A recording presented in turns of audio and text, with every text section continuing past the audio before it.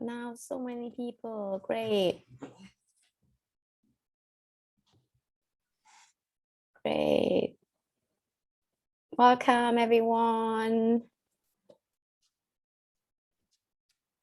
Okay, we want to wait for a few more minutes. If you guys want, feel free to let us know in the chat where you guys are actually located right now. So we can see where everyone is kind of like, where everyone is from. I'm currently actually in Portugal, in Ericeira, beautiful city.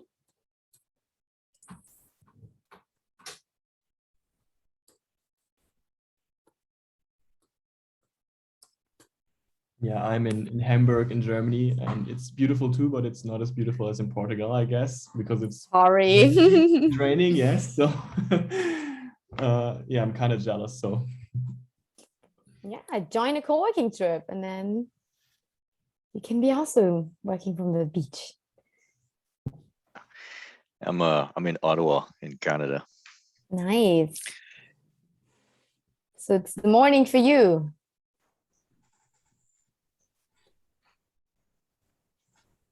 All right, cool.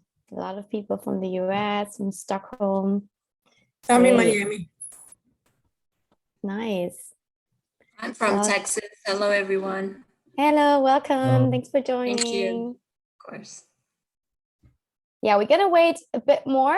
Usually people tend to be a bit late, and though we are really German, we are gonna wait like a few more minutes, and then we will slowly get started and start sharing our amazing Portugal tips and tricks with you guys.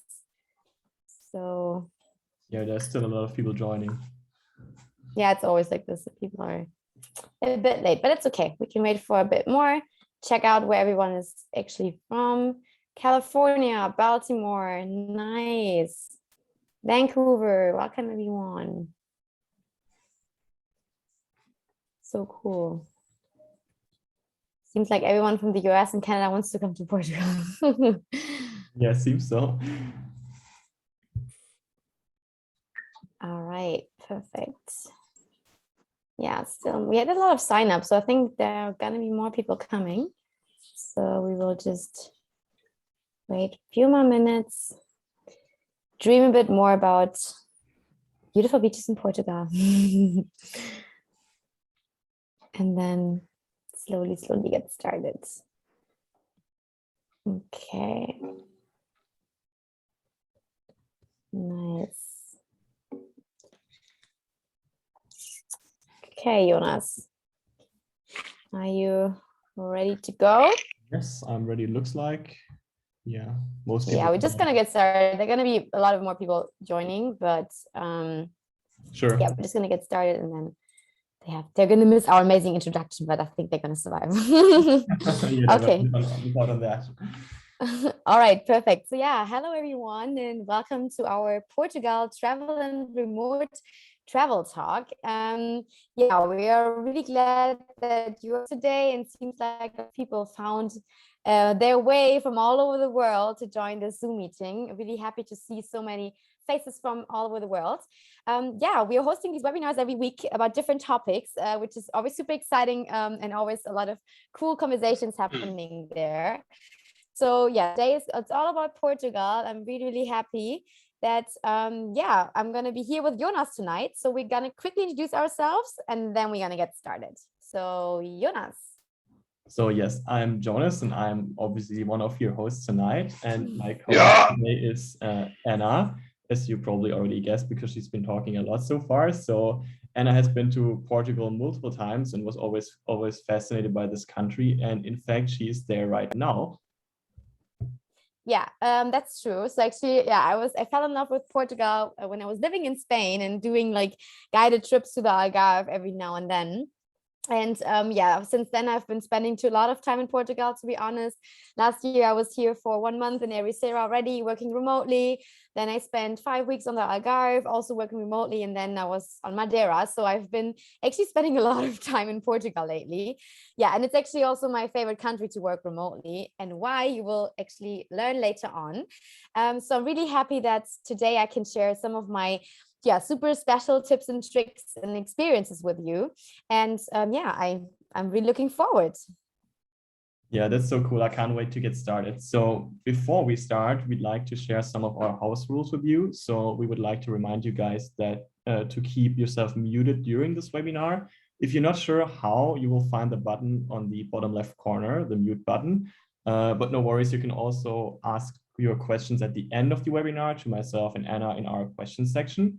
And we also want to ask you to please use the chat respectfully. And of course, you can share your feelings at any time. For that, just use the reactions button. You find them by clicking on the button in the bottom row in the middle, like the middle one with the reactions, or it's on the right side, I think. Yeah, so we can give it a try. Yeah, let's give it a try. So guys, click your reactions buttons and show us how ready you are for this remote work Portugal webinar tonight. Looks like it's working, yeah. So okay, perfect. So for the ones that join us for the first time today, we'd like to give a short introduction on JoinMyTrip, who we are and why we're putting on this webinar. So Anna, why don't you get started? For sure. So yeah, I'm pretty sure many of you are asking yourself, what is this JoinMyTrip and why are they doing those webinars? So we're going to try to yeah, give a bit more information to you about JoinMyTrip. So let's imagine, I think all of you have ever faced that challenge that imagine you wanted to go to a specific country to do a specific trip. And then you had all these plans in your mind and you were like, okay, I'm going to go, blah, blah, blah. And then you started asking around family and friends if they want to join you on your trip. And yeah, what happened is that suddenly no one has time, no one, like, I don't know, they don't have money, they don't have, they don't want to go to this country, they have maybe been already, they don't like your traveling style. And yeah, what happens in the end? You end up not going. And this is something that, yeah, we realized that so many people are actually searching for like-minded travel buddies in the world. There's so many people that don't have anyone to travel with, but they just want to travel so badly that we said, okay, I'm gonna do something about it. And that is why we created the platform JoinMyTrip. And yeah, now you're probably wondering, okay, how does this work? It's actually super simple. So on JoinMyTrip, we have two different types of travelers. On the one hand, we have the trip leaders. They are the ones that are love to plan trips. They like to be the leader on the trip. You know that there's always that one person in the group that is the one, you know, taking care of all the tickets, of the expenses, of the Airbnb bookings and of the car rental and all that kind of stuff. These people are organizing trips, publishing their plans on the website by adding pictures, stops, descriptions, and costs. And then people that are called the trip mates that are also travel lovers, but they might not have either time or they're not so much into that whole planning, but they still want to travel and they don't have anyone. They just check out all the trips that we have on the platform. And then if they find one that they're interested in, they can just send a message to the trip leader and request to join the trip. So it's actually pretty simple. So in the end, like-minded people travel together, have a good time, share travel costs on the trip. And the best thing, they also come home with new friends. And to be honest, like I've been literally almost constantly with JoinMyTrip traveling since last year, September, and I've met so many amazing people that became really, really, really good friends. So yeah, I can only recommend you guys to try because it will, yeah, just be a really amazing benefit to your life. So yeah, I would say if we go on, Jonas, anything else to add? No, it's actually really whatever your budget, wherever you want to go, whatever type of travel activity you prefer. There are so many different options and opportunities. Like, for example, we had like a horseback rides through Romania, and we had remote working trips in beautiful villas near the sea, and actually had a hot air balloon ride over Africa. So there's something for everyone on our platform. And yeah, we will put a link in the chat where you can browse the trips and see for yourself. So as Anna said, the choice is yours, whether you want to join as a trip mate and just join a trip and relax, or if you actually want to get creative and create your own trip as a trip leader. So yeah, as you can see here, we're currently having around 150,000 members in our platform, and it's still growing every day. So we represent the world's biggest community of trustworthy travelers. Yeah, and that's actually why we are also putting on those events, because we want to, yeah, just find even more people that want to join our community and that want to find like-minded people to explore the world together, and yeah, to just basically motivate everyone to just get out there and yeah, find some like-minded people to travel. So as not Robin, that's our other colleague, as Jonas has already said, we just shared a link in the chat, so feel free to check out our website, but do that after our webinar, because now we're gonna dive a bit more deeper into the whole Portugal topic, right, Jonas? Yeah, sure. So today we are introducing you to Portugal. We'll present what this country has to offer as a vacation destination, as well as its potential as a remote working destination. But first, an introduction of this beautiful country. So yeah, if you like beaches, you're definitely in the right place here, because Portugal has more beaches than you can count. So what could be better than surfing? So it's quite easy to rent a board at practically any beach in Portugal, or you can just join a school and learn to surf by yourself. Yeah, definitely. Like Portugal is the perfect place for surfers. Doesn't matter if you're a beginner or if you are kind of like a pro, which I wish I was. Unfortunately, I'm not. But yeah, if you love beaches and action, but you don't like surfing, Jonas, what else does Portugal have to offer? Yeah, for example, like hiking, this will definitely be worth it, as you'll explore unpaved roads leading to like spectacular views of the ocean. You can find many hiking trails, like especially in the southern part of Portugal. Yeah, like we did so many great hikes when we were on the Algarve and last winter. It was really, really cool. But besides this, you also have some stunning monuments all over the country, especially of course in Lisbon and the closest city like Sintra and Belém. It's just really, really, really beautiful. And yeah, what can I say in general? The Portugal cities are very, very colorful with original architecture and a really, really vibrant lifestyle. Perfect for some city trips. I just yesterday did a short road trip with a friend of mine, and we discovered some more tiny villages, and I can just tell you, it's just absolutely incredible.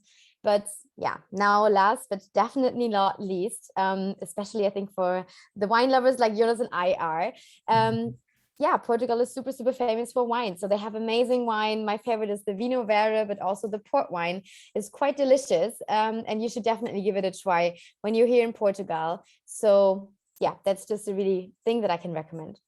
So now that we know this, what do we need to take into account, Jonas, when we are just planning to go to Portugal regarding the infrastructure in Portugal, like how to get around?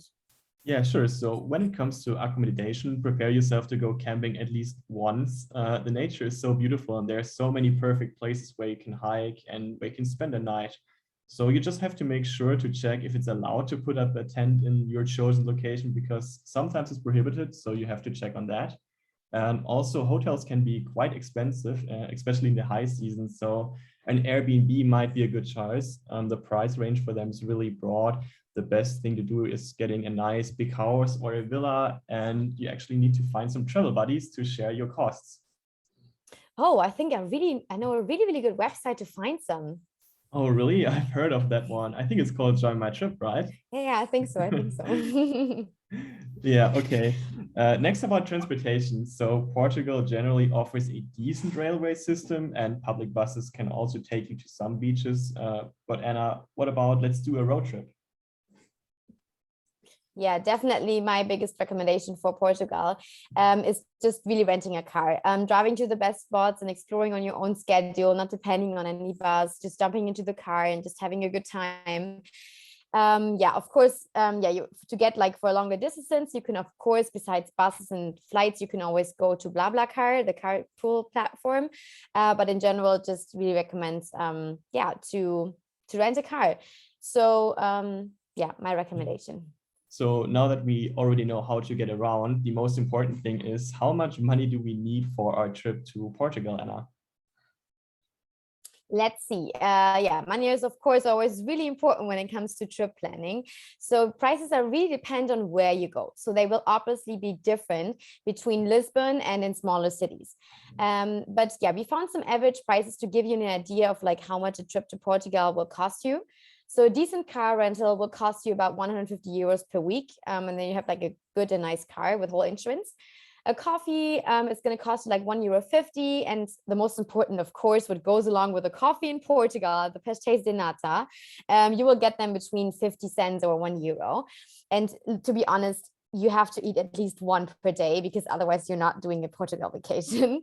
And yeah, then we also have some other examples for foods and restaurants. So to be honest, you can get a really good deal with like a nice grilled fish and some, I don't know, French fries and a salad for sometimes €8, and it's like fresh fish and good. And the beer will cost you around €2, for example. So as you can see, in the end, Portugal is on the cheaper end of the scale. So yeah, definitely good for some people that are a bit on a low budget. But of course, you can also find like, you know, higher prices depending on what kind of luxury you want to.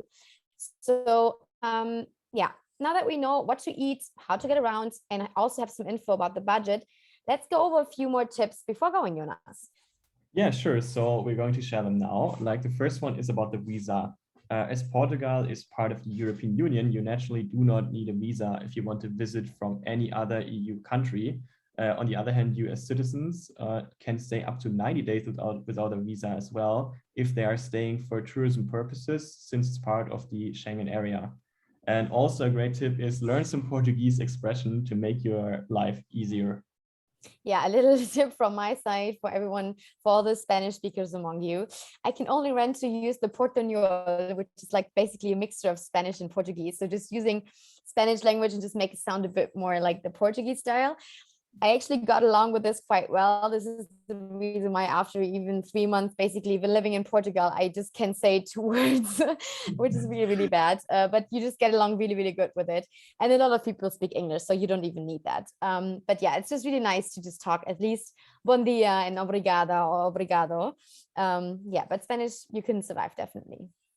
Yeah, so in restaurants about tipping, it's usually like 5 to 10% of the total price. And also a good tip is pack comfortable shoes and sunscreen, because the pavement can be hard on your feet. The sun can be very strong, even in the winter, especially for fair-skinned travelers like myself. So I need to pack sunscreen for sure. And also in the peak season in Portugal is from June to August. So it can get really crowded during that time. Also, it can get really expensive, although the weather is actually nice all year round. Yeah, I was actually there, yeah, in October and November last year. And in November, I remember we still went tanning at the beach. So definitely a better place to spend the winter than in Germany. Yeah, for sure. So another tip is that Portuguese people are really relaxed. So we recommend you to adopt the culture and forget your worries. Drink some wine, eat some pastéis de nata, and meet some Portuguese friends. Yeah, definitely. Like meeting with locals, that's always the best way to get all the secret tips for the secret hidden beaches. And yeah, always the way to go. And with your Portuñol, that's even easier. So yeah, now that we have all the tips, but you're probably wondering, as of course, right now, it's super important before planning a trip to a country, how is the current situation in Portugal regarding COVID? So of course, we do have some brand fresh new info for you guys. So mainland Portugal is not a risk area anymore at the moment. Just got taken out of the list of the RKI on Sunday. And yeah, so also to enter, I think it's kind of the same as for every country right now. You just need a negative PCR test unless you're vaccinated and have a digital COVID certificate, which I think by now many people do have already. So yeah, that makes entering quite easy. You just have to fill out that passenger locator form that I think right now is also common in every country that you enter. And then restaurants and bars are open. Also some clubs are open with limitations, obviously. So you can have a really like life without any restrictions. Definitely a big difference from when I was here last year. So life is quite simple and easy here right now. And of course, you're spending all the time outside in the fresh air, so it's not really hard. And yeah, we will actually just send a link in the chat where you can always check the current situation in the country. Visit Portugal is always a really good website with also a lot of travel tips, and also always the current regulations. You can just check them out before going, because as you might know, they can change overnight. So it's always good to just keep an eye on it. Besides this, yeah, I think that's basically the main information about how all the COVID stuff in Portugal. All right, and how about like islands like Madeira and the Azores? Does it apply to them too, or? Yes and no. So Madeiras and Azores have their own regulations usually, so they can be very different from the regulations for the mainland Portugal. But at the moment, they say the same ones at the mainland. So of course, still something to keep an eye on, but then you also can go to the Visit Portugal website because they have also listed all the information about Madeira and the Azores. Okay, great. So now that you have all the basic information that you need when traveling to Portugal, we want to introduce you to some specific places you could visit. And so we will share a Portugal route that was created by Anna. Yes, I can't wait. Yeah, but first of all, let's go get a geographical orientation of Portugal, which is, I hope you all know where it's located. It's located in the southwest of Europe. The red bubbles, you can see them here. Yeah. So about the route, yeah. So we will start in the capital of Lisbon, and then if I can see my screen, we will get started. Yeah, you will get started. So yeah, the trip starts in Lisbon because yeah, that's just the biggest airport and the best way to get if you want to also go with a lot of people and just have everyone at the same time in one spot. And yeah, Lisbon is also the biggest city in Portugal. And yeah, to be honest, my second favorite city in Europe after Seville, obviously, my second home. And yeah, the city, Lisbon, has so much to see. I would definitely recommend it to stay at least 3 or 4 nights if you want to really see all the main attractions, but of course, the most important, just to feel the vibe of the capital, because Lisbon really has a lot of cool and different areas. And you need to have enough time to drink a lot of wine and eat a lot of pastéis de nata. So definitely spend so much more time in the city. Okay, nice. So I can't wait to go. And from your experience, what's the best way to get around in the city? Yeah, so definitely for longer distances, like for example, if you're going to visit the city Belém or places like the Alex Factory, I would recommend to use the app Uber. But yeah, you can also take the tram, for example, or like just to get a normal taxi. But yeah, of course, before you leave Lisbon, you need to make sure to take once a train ride into those traditional yellow trams. My tip, there's like a special route that you can take. It's the tram 25. It goes through Alfama and Graca. That's the oldest part of Lisbon. What you need to do is to enter the tram at Martim Moniz, and that's where the tram starts. And then you can take the whole trip, which is super, super beautiful. And it's basically like a free sightseeing tour and definitely recommend it. All right, sounds like a plan. So where are we heading next? Yeah, going next, we are going to, guess what, Ericeira. Yeah, we are taking either the car or we're taking a bus. There's actually a bus going, I think, twice an hour or something for €5 to the small town Ericeira. To be honest, and that's what I love about it, it's not so known by tourists. Yeah, it's basically just known among surfers. I always call it a bit like the Bali of Europe, kind of. You have tons of surfers, yoginis, digital nomads, and just young people, good vibes. It's a super beautiful, but also tiny city with many like yoga places, vegan cafes, also like normal cafes and fish restaurants and hostels and some clubs and small shops. And Jonas is laughing because I keep talking about this like since like 3 days. I just talk about all the nice people here, and he's like, "Oh, what the heck, this girl?" But yeah, it is just super, super beautiful, and the vibes are just really amazing. So yeah, you can do a lot of things here, but mainly enjoying the good life at the beach, surfing, doing yoga, and enjoying the sun. So yeah, how many days would you recommend to explore Ericeira? Yeah, so I mean, to be honest, to see Ericeira, you literally need like 2 hours, but to live Ericeira, okay, just an example, I stayed accidentally for 4 weeks instead of like 1. So it makes you don't want to leave. Everyone that is coming just doesn't want to leave. So you can easily stay like 1 week or 2 weeks, just like exploring the area, the beaches, and doing surfing and yoga. And yeah, so to see it, of course, you can do it as a day trip, but I would definitely recommend to stay a bit longer to just absorb all the vibes. All right, sounds cool. So for all the yoga lovers out there, there's one trip that is really great for that. Yes.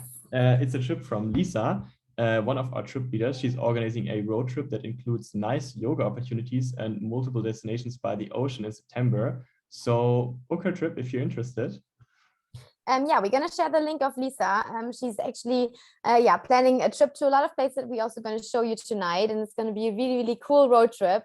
I wish I could join, but unfortunately I'm on my Sardinia, but that's okay. I can live with that. So I'm gonna share the link, and yeah, you can just get in touch with Lisa and to see. I think she has 1 or 2 spots left. It's not mainly focused on yoga. It's also a lot of just chilling at the beach, and just might include some yoga sessions if you want. So yeah, Yeah, let's all have right. next. Are there any day trips you can recommend in the area? Yeah, definitely. So that's also where Lisa will take you on her road trip. There are really, really cool spots, like, for example, Sintra, but also the nice viewpoint, Cabo da Roca. And the coolest thing I actually been to on Sunday, Praia da Ursa. It's a bit like a hidden beach that it's really hard to get to, but it's super worth every sweat drop that you will sweat. And it's just really, really cool. And yeah, my recommendation for Sintra is definitely to really stay overnight. This way you avoid all the tourists, which is kind of like nice sometimes. And yeah, all the cities are beautiful in the surrounding. All right, nice. By looking at the picture, it looks like the perfect place for Instagrammers. Yeah, guess why? I was there, Jonas. Yeah. I've never heard of this place before. Does anyone want to go with me? Because looking at the pictures, it looks really great. Yeah, I think definitely a lot of people already are like looking for flights to Lisbon. Yeah, I think so too. Any other things to explore in this area, Anna? Yeah, I mean, as I already said, definitely the hidden beach and everything. But I think, yeah, then it's also already time to just head to the south to the next spot, which is Algesur. So you basically take the car for about 3 hours and to start exploring the Algarve. And yeah, I mean, we already mentioned in the beginning, if you're in love with beaches, surfing, amazing sunsets, and hiking, Algesur is definitely the right place for you. So yeah, it's like really a secret gem. So how do we get there? Yeah, so basically, as I already said, just the advantage is going with a car. I mean, road tripping is cool, and especially with a cool group. And but you can also take a bus. It takes you about 5 hours, and it's easy to get there. But also just take a BlaBlaCar if you want to. Yeah, the pictures actually look really nice with all the beaches and stuff like that. It's Yeah, basically the same as definitely. our background. So yeah, it's incredible. This country is beautiful. And then the next stop that is actually super, super beautiful is Cabo de São Vicente. It is the southwesternmost point of Europe, aka the end of the world. And it's also a super, super cool spot to watch the sunset, just have a chill, like a picnic or something with your travel buddies. And yeah, super beautiful. Yeah, can you give us some pictures of that? So that's actually the some of the pictures also in the surrounding of like Praia do Tunel, Bodeira Beach, like all the beaches close to Cabo de São Vicente, and it's super, super beautiful. Okay, so where are we going next? Next, we are heading to Praia da Luz. You can spend, I mean, literally, like, again, as Eri Sarah, 2 hours there, and you will see everything.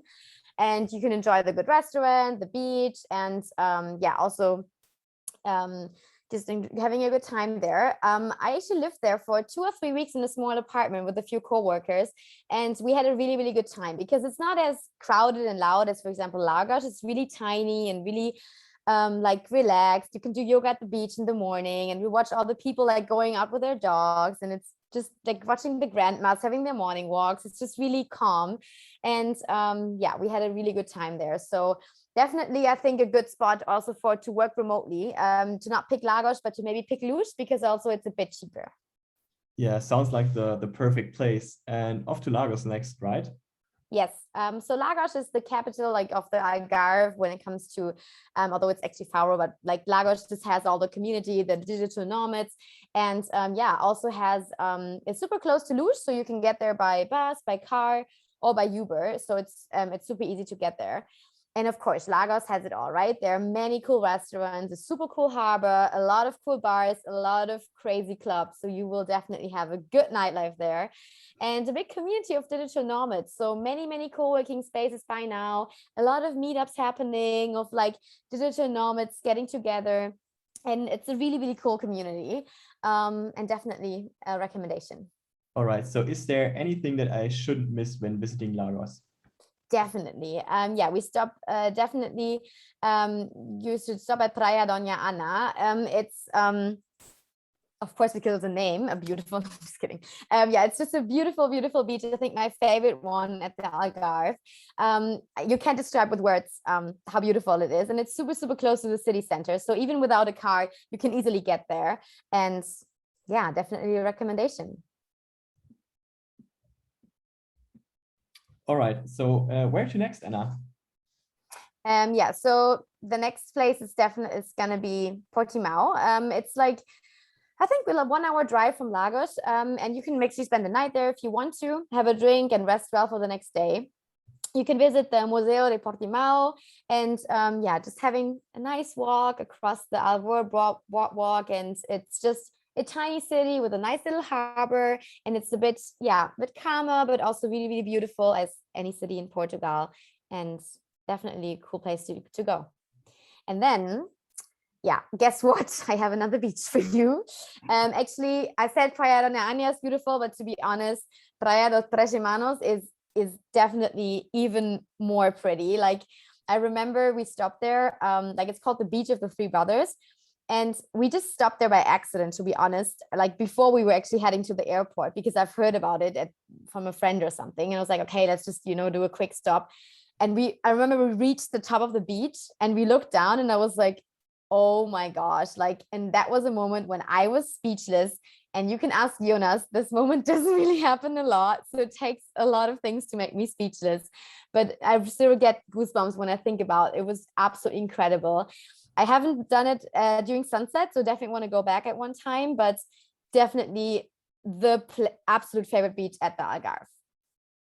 All right, so speaking of favorite places, just for you to know, after we answered all your questions at the end of the webinar, we'll have an open round for you to share all your personal favorites like tips, tricks, restaurants, recommendations, and even if it's just the best cocktail you ever had in Portugal, go ahead and share it. We're all interested in that. Definitely. And yeah, then I would say it's already the end, but not the end of the webinar, just the end of the road trip and our little overview about all the stops that you can explore in Portugal, let's say from Lisbon to the bottom. But yeah.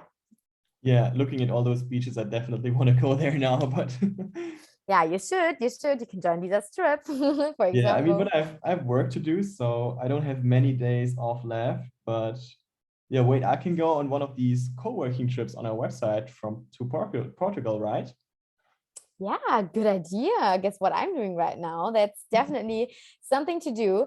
Yeah, as I already mentioned before, like I've been working remotely from not only Portugal in the past year, also from Greece and Gran Canaria. And yeah, the way of living and working and combining this in the beautiful destinations is just, yeah, changed my life definitely. And yeah, as I mentioned, but also Portugal for me is just really the place to go and my absolute favorite one. Also because just of course of the people, about the landscape, but also the internet is just absolutely incredible, the best one in the whole Europe and super cheap. So that's always the good thing to have when you're working remotely. Yeah, sure. And I'm seeing your pictures and stories like every morning when I wake up. So I definitely want to try this out myself as well. So yeah, you should definitely. But let me maybe explain a bit more to our community what co-working or remote working is all about. So in general, yeah, remote working or co-working trips at JoinMyTrip means that you share a living and working space with other remote professionals that are maybe stuck in home office or are freelancers, and somebody is not muted. Jonas, can we find that person? Okay. Oh yeah, it's okay. Perfect.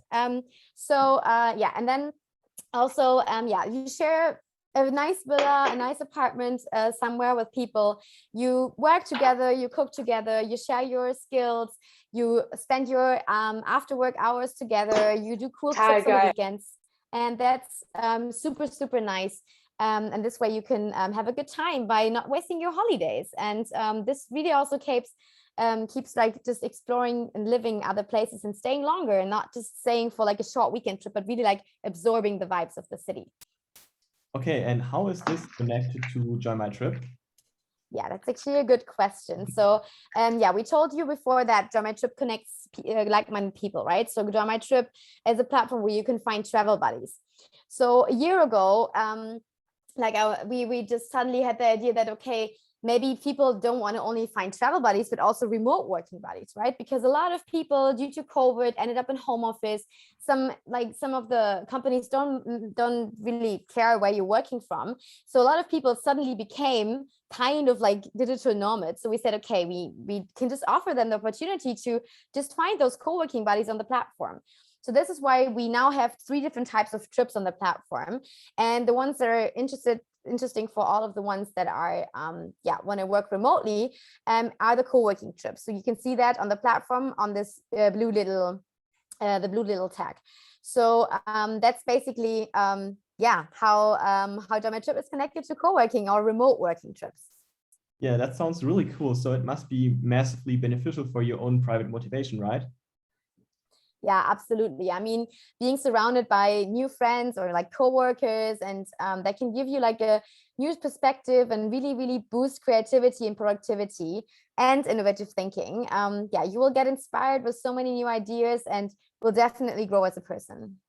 Yeah, I can really imagine. I mean, we literally see each other each day, and even I'm noticing like the changes. So it must be true. And yeah, definitely can recommend. And I mean, also besides this, I think what the most important for me is on those co-working trips is just, of course, apart from the big motivation, when you just know, okay, after work I can see a beautiful sunset at the ocean, or on the weekend I can just explore some nice beaches and all that kind of stuff, is the networking part. So by just being surrounded by so many young people and other co-workers and remote workers, you can just extend your network and also share your skills, right? Maybe your coworker is really good in photography and you always want to know how to use that Photoshop, or maybe someone like is really good at social media and you never knew how to upload an Insta story, and suddenly somebody can show you. So it's really, really cool to share those skills. Yeah, and these are just some of the benefits. Anna, now that we've given an idea of the why, I guess everyone can't wait to know how to get started with co-working. Which city do you recommend for co-working in Portugal? So we will recommend a few spots, but to be honest, Lisbon definitely is, of course, the first place to go. We already talked about in the beginning, it's a beautiful city. You have so many digital nomads. You have a big community, a lot of co-working spaces, a lot of hostels that have co-working spaces included, and also a lot of nice apartments that you can share with other co-workers. And I mean, to be honest, definitely something that it's recommended as a place to start. Yeah, sure. Like Anna said, Lisbon has like dozens of co-working spaces. It has cafes and restaurants and accommodation options for your stay. In addition to, the city offers a wide variety of transportation options, so you can easily explore like when you're off work and do like cool trips with all your trip mates. Yeah, definitely. But of course, another place that we recommend, big surprise, Ericeira. Really the best time to go here is in August, September, I would say, because it gets a bit colder here. So after October, I would always recommend to go down to the south, to the Algarve. And I mean, I talked a lot about Ericeira. I don't have to repeat myself, but it's just amazing. Really calm vibes, not as much of as much as Lisbon. It's a bit calmer, so it depends on like what you're looking for. But of course, you can easily combine like 1 week Ericeira, 1 week Lisbon, or whatever. And also the good thing is of course that you do have really cheap internet. So in whole Portugal, we would recommend to get Vodafone. You get like 15 days of unlimited internet for 15 euros, which is absolutely incredible. So I've been like enjoying my unlimited data to the fullest in the past days. Not used to that in Germany. And that's just a really cool recommendation. A bit like more secret spot, I would say, as a remote work destination in Portugal. Yeah, I mean, I would join a co-working trip to Ericeira for sure. Yeah, next time, Jonas, I keep telling you. Yeah, next time for sure. Good. You guys listen, right? She said that. So the next spot, as I've already said in the beginning, is the Algarve. So as we already said, in Lagos, you have a huge community, and you don't need to be based in Lagos. You can just pick any like of the tiny towns in the surroundings. But yeah, if you want to really make connections with the local community, make sure to stick close to Lagos. Hiking, amazing beaches, sunset, surfing, and especially in the winter times, really, really good temperatures. So as I said, I wouldn't go to Ericeira, for example, after mid-October, end of October until April or something, but the Algarve is totally fine all winter long. So can definitely recommend. Yeah, there are miles and miles of beaches with cliffs and cool caves along the way, and you can get some sun at the beach and go swim in the Atlantic Ocean and just enjoy the time. Yeah, I mean, you've seen it on the pictures before. So, Jonas, I think we do have a really cool co-working trip that is already organized from one of our trip leaders to the Algarve, right? Don't we? Yeah, sure, we do. Like our trip leader, Eilina, just published a 2-week co-working trip that starts in November. And the villa that she rented has everything a home office needs. And as an extra, she has a big pool and she has a seaside view. Oh, what else do you need, right? Yeah, what else So do if you you guys need? are interested in joining Alina on her co-working trip in November, just check out the link that we just sent in the chat and send her a message and see maybe it's a match, and you're soon going to be enjoying being live at the beaches that we just talked about, which is just absolutely amazing. Yeah, so Anna, what's next? Next, we are actually going to an island. We're going to Madeira, or we can recommend Madeira. It belongs to Portugal. Not everyone knows that. And it's actually the first island that has offered an official village for digital nomads last year. Guys, the nature on Madeira is absolutely incredible. It's so diverse, and I would definitely recommend it for anyone that is into hiking. But even if you're not into hiking like I was, now I am, thanks to Madeira. Sometimes you think you're on New Zealand, sometimes you think you're in Scotland, sometimes on Bali. Like, it's so diverse, this country. It's like this small, tiny island, super, super beautiful. And of course, you always have good weather. So I was there in January, and I remember wearing t-shirts and like short pants. So definitely also a good place to survive the winter in Germany or wherever you are when it's cold. So yeah, you have a lot of activities that you can do there. Yeah, sure. I remember when you went there in January, and I was so jealous. It looked so nice. Yeah, like in January, I was actually there and I joined a co-working trip of one of our trip leaders. So our trip leader, Fabian, loved Madeira so much that he decided to just stay there and not come back to Germany. So he rented a really nice villa that he made to an amazing co-working villa.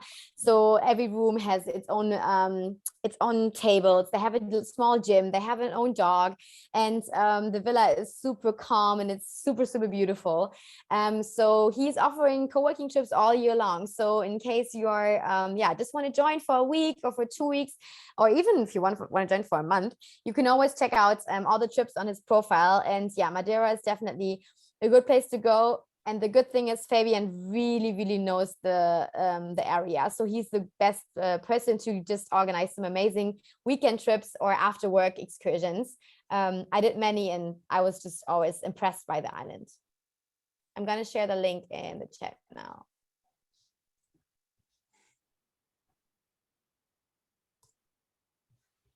Okay. Next up, we do have some special tips. Yeah, so now we're talking live. Yes, definitely. So we want to share, as I said before, I do have some special tips for you because I've been just working away for such a long time, and I wish I knew everything that I know now 1 year ago, but this is why I want to share some of those tips with you. So I would say let's get started. So my first tip is, when really planning your trip or your co-working trip, communicating with your potential co-workers and trip mates is definitely the most important thing. So just set the right expectations. That's super important to make sure that in the end, no one is disappointed. So make sure that everyone knows, okay, we're going to be working. I'm not going to be, your mom cooking, bringing everyone breakfast or whatever. Just make sure to set the right expectations, what they can expect from your trip. Yeah, you're totally right. That's so important. And another tip from me, because I like to save money, so you should definitely ask for discounts. Check if you can get discounts when booking your accommodation, especially for longer stays in bigger groups. Many landlords or hosts are willing to give some discounts, so you should definitely look for these. Yeah, I can only recommend, like usually every time I ask for a discount on Airbnb, they always give me one. Of course, maybe because I'm really like annoying sometimes, but yeah, it always actually works. And of course, at the moment, it's also quite easy to negotiate and you can get really good deals. So also if you want for other discounts for like, for example, renting a car or also even for flights, you can check out our partnership page in your JoinMyTrip profile. We do have a lot of cool discounts for our community there. Yeah, sure. And besides this, it might be a good idea to make sure you get in touch with the local community so you don't feel too boxed in. For example, you can use like WhatsApp groups, you can use Facebook groups, or just meet up in person. That's totally fine. Yeah, that's definitely super important. But of course, the most important when you're going on a co-working trip is to ensure that you have a good work environment, right?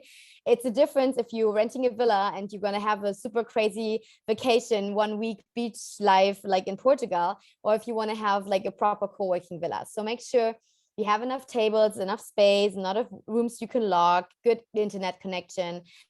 And yeah, also make sure to just bring all the important remote work essentials. Yeah, sure. So talking about things to pack, Anna, do you want to add something? Yeah, definitely. We're going to talk about this in a second. But just one more thing before we, last but not least, yeah, you want to definitely make sure that everyone that is joining or wants to join your co-working trip is actually committed. And that means that they actually are accepted on the platform, and they and this way you have the commitment from them, from their side. So you want to make sure that no one backs out, and at the end you're sitting on your cost and you are going to be in the villa alone. But when you accept them through the platform, then you can always make sure that no one is going to back out and they have the commitment.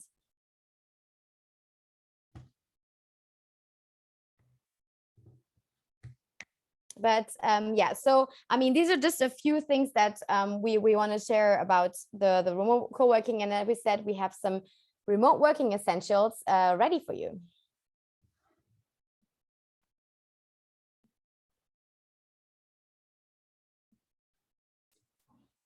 All right, so make sure your tripmates are committed by accepting them through our platform. This way you make sure nobody backs out and you can cover all your costs, and you always get like support from the JoinMyTrip team in case something happens insecure.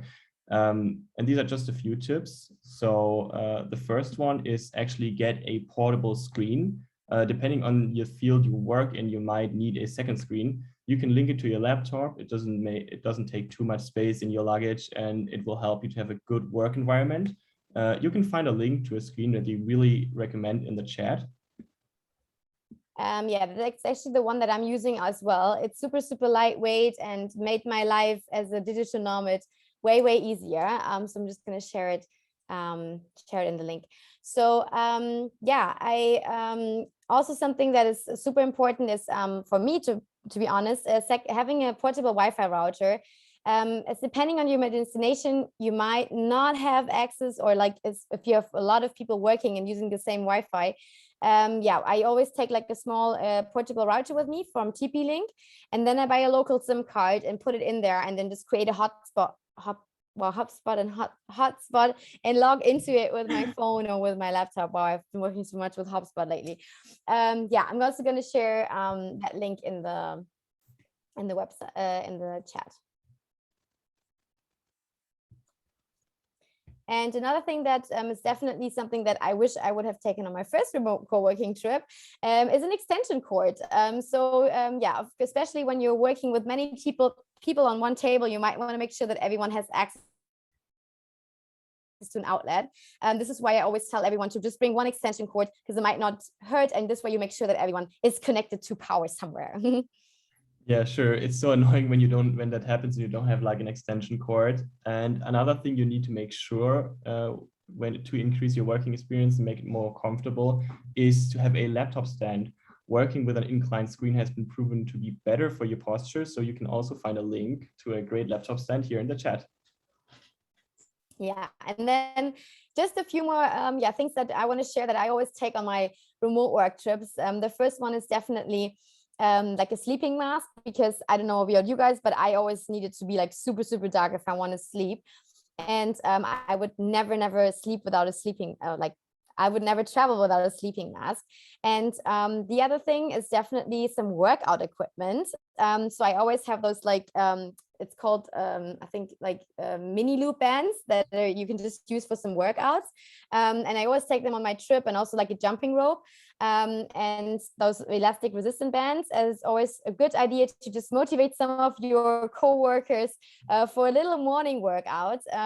So, and they also don't take up too much space. So that's always a good thing to just keep your energy high when working remotely and burning some of the wine that you're gonna consume in the evening.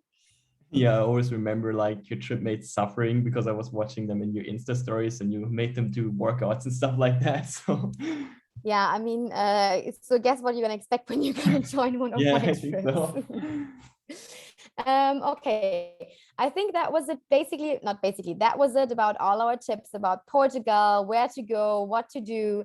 And yeah, we just want to now share some more some more tips about upcoming events that we actually have planned. We do have, if you are now super into the remote co-working and you want to learn a bit more about it, you maybe want to become a digital nomad, but you don't know how to get started. We have a really cool webinar that we are hosting on the 15th of September. So I'm going to share a link to the event page that we have where you can sign up for free and save your spot. And that's basically going to happen in 2 weeks. And I'm really looking forward to seeing maybe some of your faces again. But we also have some other webinars planned, right, Robin?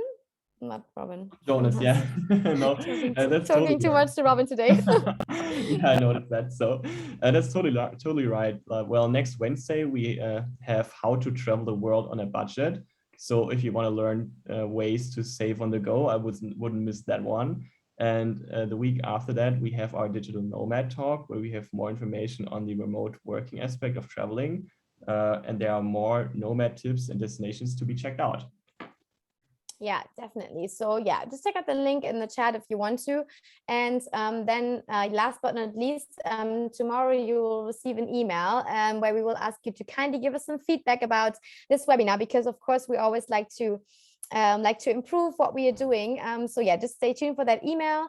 And then you will also, if you fill out the feedback form, receive the slides of the presentation, which might be super useful because you have all the secret tips and tricks in there. So yeah, I think now we've talked a lot. So let's jump into the question sections. Yeah, right. So since you only had the opportunity to communicate with us per chat, and I see there are like 30 messages in the chat, now is your chance to talk with us. Is there anything you want to know, or just raise your hands, unmute yourself, or write your questions in the chat? Yeah, just ask us any questions. Okay, let's see maybe if we can already reply some of the questions that we have. Chat, there are a lot of questions in the chat. Brilliant concept. How do I get an EU digital certificate? By just going to a pharmacy in the EU, presenting your COVID certificate and downloading the app, scanning the code, and then you can actually get it. Takes about 10 minutes. Yeah, I just got it actually last week, so it's super easy to get. How much does your trip cost?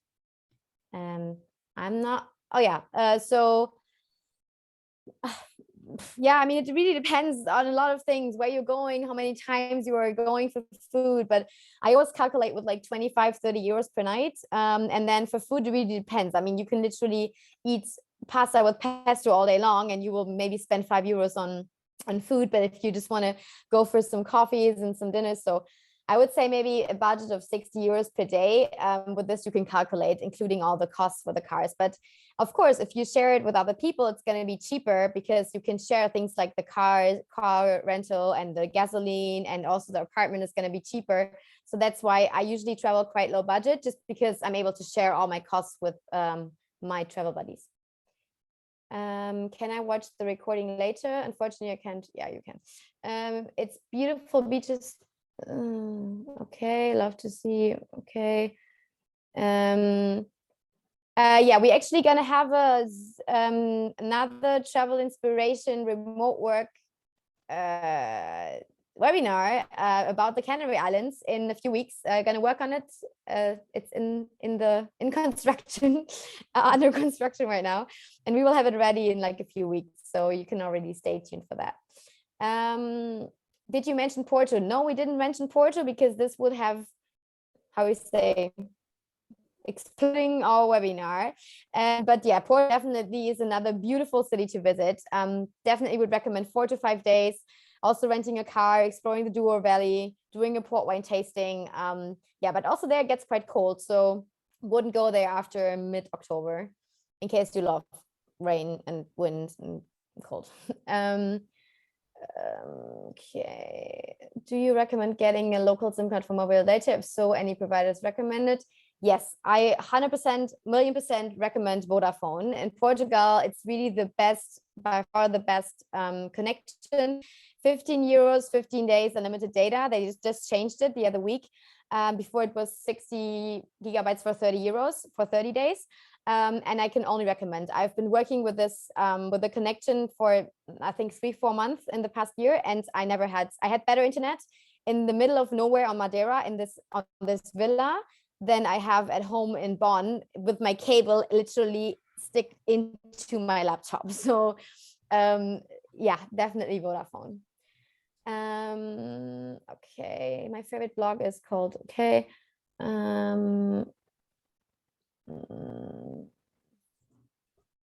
Okay, I think there are no more questions. Oh, there is a meetup group in Portugal. Yes, we have a meetup group, I think in Lisbon. Let me check for that link. Yeah, we have one in Lisbon. That's called Lisbon Travelers or something. I think Travel Talk Lisbon it's called. You can just search for it when you are searching for it in Lisbon for the groups.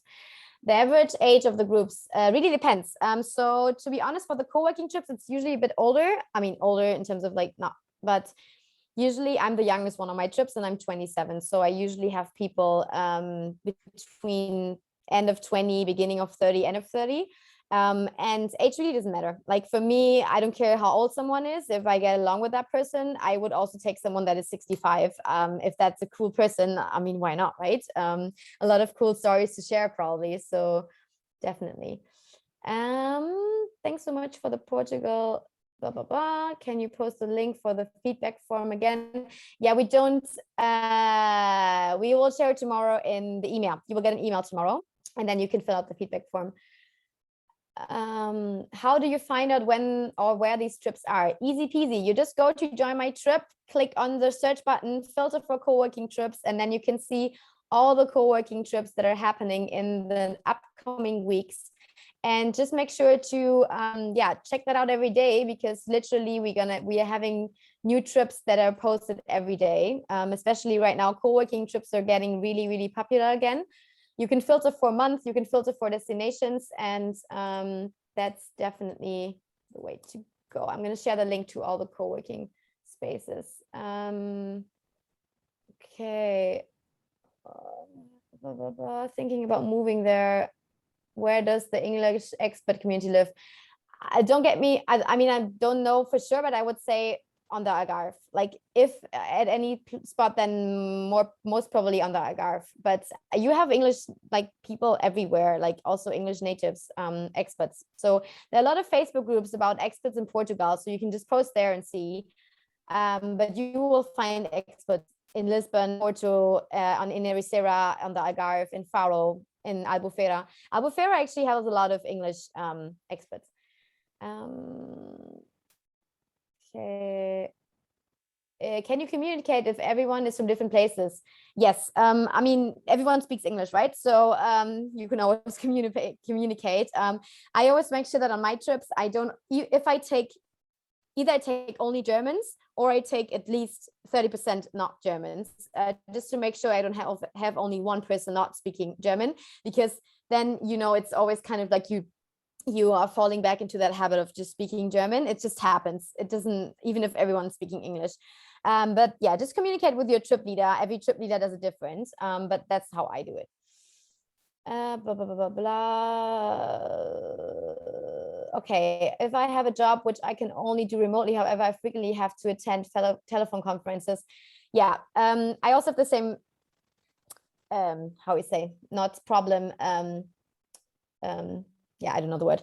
I also have the same issue because I have literally meetings all day long. So I'm talking all day long and I'm in meetings all day long. So for me, going to a co-working space doesn't really make sense because they are going to kick me out after 3 hours. But this is why I do those co-working trips, because I can make sure that I can work from my room, or just make sure to go like in a quiet corner to close the door. And then I can have my meetings. And this way I make sure that, yeah, I can do my work, but still be surrounded by amazing co-workers.